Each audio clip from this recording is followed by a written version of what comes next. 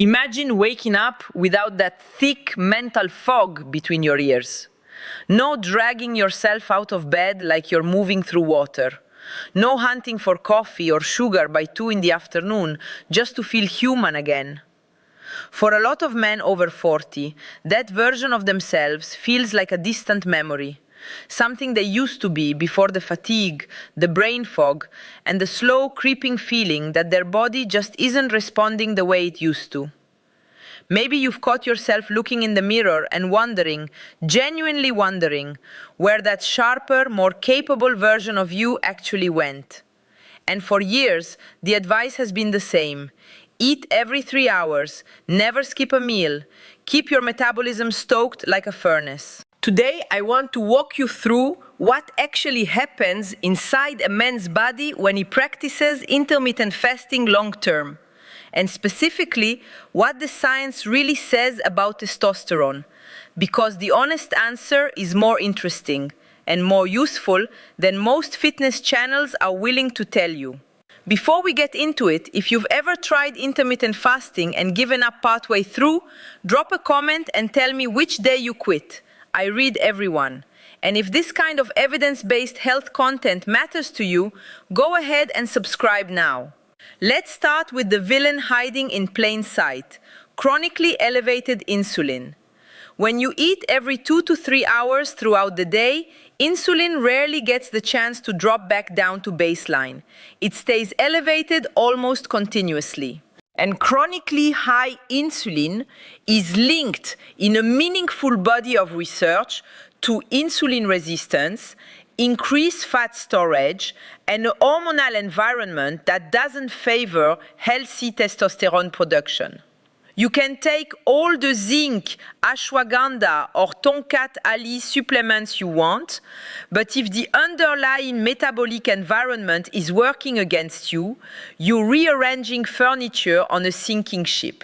Now here's where I want to be very direct with you, because this is the part most videos on this topic get wrong or oversimplify into something that sounds more exciting than it actually is. If you've tried fasting before and felt worse, lower energy, lower drive, irritability, you weren't imagining it, and you weren't broken. In the first few days of a new fasting routine, your body genuinely does not know the difference between intentional fasting and an actual food shortage.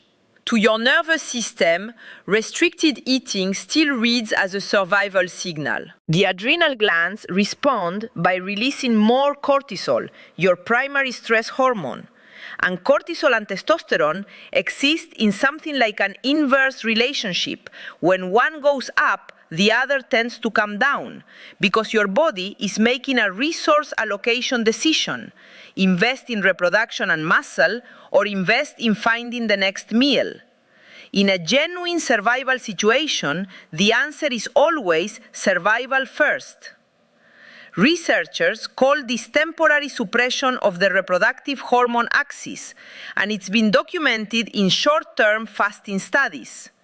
The key word is temporary, and this is exactly the phase where most men quit, right in what I call the stress gap, just before anything useful happens. You might be on day 4 or 5, feeling like your muscles look smaller, your mood is in the basement, and your motivation has quietly packed up and left. That's the stress gap talking, not a verdict on whether fasting works for you. So let's talk honestly about what the research actually shows once you get past that early adjustment phase. Because I'm not going to tell you fasting turns you into a hormonal superhero. The real picture is more nuanced than that, and I think you deserve the nuanced version. Here is the truth. Multiple clinical studies on lean, physically active young men have found that structured time-restricted eating did not raise testosterone, and in some trials, it modestly lowered it, without negatively affecting muscle mass or strength in the short term. Other research on men carrying excess body fat tells a different story. Fasting combined with fat loss in those men has been associated with healthier testosterone profiles over time. So the honest summary is this: If you are lean and already metabolically healthy, fasting is not a testosterone hack, and treating it like one will set you up for disappointment. If you are carrying excess fat, especially around the midsection, the benefit doesn't come from fasting magically manufacturing more testosterone out of nowhere. It comes from something else entirely, something just as powerful but more honest. Let's talk about that real mechanism, because it's genuinely one of the most underrated facts in men's health. Visceral fat, the fat stored deep around your organs, is not passive tissue sitting there doing nothing. It behaves like an active hormone-producing organ, and it contains an enzyme called aromatase. Aromatase converts testosterone into estrogen. This is well established in the endocrine research literature. The more visceral fat a man carries, the more aromatase activity he has, and the more of his own testosterone gets quietly converted away from where he wants it. When fasting helps reduce visceral fat over months, and this is the timeline that matters, months, not days, aromatase activity tends to decrease as well, which means less of your testosterone is being siphoned off and converted into estrogen. That's not a myth. That's a documented hormonal pathway, and it's probably the single most legitimate reason fasting and testosterone get mentioned in the same sentence at all. So, if you remember nothing else from this video, remember this. Fasting's real hormonal benefit for most men isn't a direct boost to testosterone production. It's an indirect one, through fat loss and reduced aromatase activity. And that distinction actually matters if you want realistic expectations instead of disappointment 3 weeks in. Now, even though total testosterone may not dramatically change for a lot of men, something else is shifting that explains why so many men report feeling sharper, steadier, and more like themselves again. It comes down to androgen receptor sensitivity, not just how much testosterone is in your blood, but how well your cells are actually listening to it. Some early research, including work looking at muscle tissue, suggests that fasting-related improvements in insulin sensitivity may also support how responsive androgen receptors are. Less background insulin noise may mean your existing testosterone gets to do its job more efficiently. You're not necessarily manufacturing more ammunition, you may be improving how effectively you're using what you already have. There's another hormone working quietly in the background that deserves real credit: growth hormone. When you fast for an extended window, your pituitary gland ramps up growth hormone release, and this one is not exaggerated. A well-known clinical study out of Intermountain Medical Center found that growth hormone levels rose by an average of nearly 2,000% in men during a 24-hour fasting period. Growth hormone helps mobilize stored fat for fuel and plays a real role in preserving lean muscle, even while you are in a calorie deficit. Think of testosterone and growth hormone as working in different departments of the same company. Testosterone helps build the architecture of muscle and bone over time. Growth hormone helps protect what's already built and manage fuel during the fast itself. This is also where a lot of men get anxious, worried that fasting means their body will start breaking down muscle for fuel. Your body is genuinely more resourceful than that. This is where autophagy comes in, the cellular cleanup process that won the Nobel Prize in Physiology or Medicine in 2016.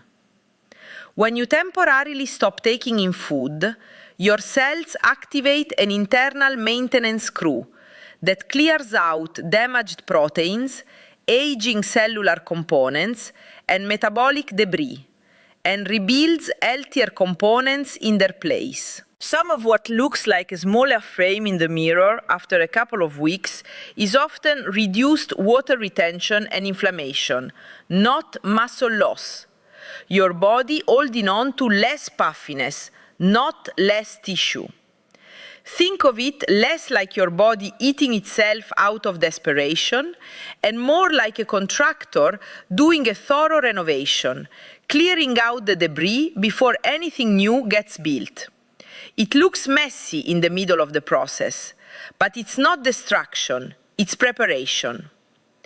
The benefits extend beyond muscle and fat metabolism into how your brain and blood vessels function too. In a fasted state, the body releases more norepinephrine and dopamine, contributing to a steadier, more focused kind of alertness, very different from the jittery spike and crash pattern you get from sugar or caffeine. From an evolutionary standpoint, that makes sense. Our ancestors couldn't afford to be sluggish when food was scarce. They needed sharp focus to find their next meal. There's also a quieter benefit worth mentioning. Many men today live in a near constant state of dopamine overstimulation, from food, from notifications, from endless quick hits of stimulation. And some researchers believe structured fasting periods may help reset baseline dopamine sensitivity, which is part of why simple things, a meal, a walk, a conversation, can start to feel more genuinely rewarding again. And don't overlook your vascular system. Fasting has been shown to improve endothelial function, the health of the inner lining of your blood vessels, partly through increased nitric oxide production. Nitric oxide supports healthy vasodilation and circulation, and better blood flow doesn't just support performance in the gym, it matters for cardiovascular health broadly, and yes, for healthy sexual function as well, since that depends heavily on blood flow, not testosterone numbers alone. So how do you actually turn this into something sustainable, instead of a 30-day experiment that fizzles out? This isn't meant to be a punishing diet. Diets with hard deadlines tend to fail. What you are actually building is something called metabolic flexibility. The ability for your body to smoothly switch between burning glucose when it's available and burning fat when it's not. That flexibility means you are no longer at the mercy of a 3 o'clock energy crash. You are working with your biology instead of constantly fighting it. Picture yourself 10 or 20 years from now. A lot of men your age will be dealing with expanding waistlines, declining energy, and the growing dependence on medication for blood pressure or other metabolic issues that often trace back to years of unmanaged visceral fat and insulin resistance. You have the chance to be on a different trajectory. Lower visceral fat, better insulin sensitivity, a hormonal environment that's actually working in your favor instead of against you. Hunger, in this context, isn't an emergency, it's information.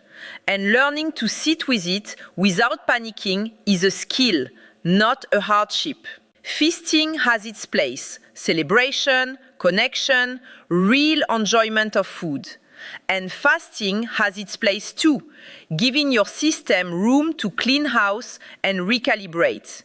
You genuinely benefit from both, not from treating one as good and the other as evil. The goal was never to punish your body into submission. It was always to understand it well enough to work with it. If there's one thing I want you to walk away with today, it's this. Real, lasting change in how you feel rarely comes from adding one more supplement or one more biohack. It usually comes from what you're willing to remove or simplify. So your body actually gets the chance to do the repair work it already knows how to do. If this gave you a clearer, more honest picture of what fasting can and can't do for your hormones, share it with a friend who's been chasing testosterone myths instead of the real mechanisms. Subscribe so you don't miss future videos breaking down men's health topics with real evidence instead of hype. Thank you for spending this time with me. I'm Sophia, and I'll remind you, your health rarely needs another miracle. It usually just needs consistency applied to the basics that actually work.